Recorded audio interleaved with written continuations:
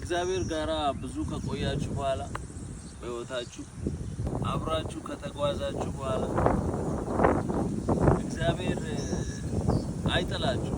to be honest ዛሬ I don't know somebody encourage ማድረግ ፈልጋለሁ። የእውነት ከእግዚአብሔር ጋር ከሆናችሁ አታፍሩ ወይም ደግሞ አይጥላችሁ።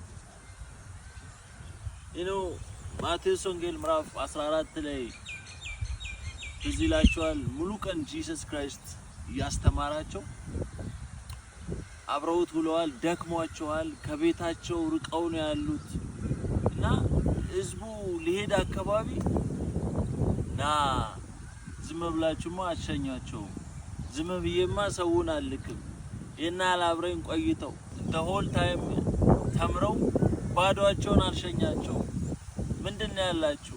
መብላት አለባቸው እነዚህ ሰዎች፣ በባዶ አልሸኛቸው ማለት በኋላ ያችን 2 ዓሳና 5 እንጀራ ባረከው፣ ያ ሁሉ ሰው ጠግቦ በላ። ከእግዚአብሔር ባህሪ አንድ ነገር አንደርስታንድ ማድረግ ያለብን አብረነው ቆይተን አብረነው ሆነን እግዚአብሔር አይጥለንም። አገልግለነው አይረሳም። አገልግለነው እግዚአብሔር አይጥለንም። መጽሐፍ ቅዱስ ላይ መዝሙረ ዳዊት ምዕራፍ 37 ላይ ጻድቅ ሲጣል ዘሩ እህል ሲለምን አላየውም ማለት። ዛሬ አንድ ነገር ኢንካሬጅ ላድርጋችሁ።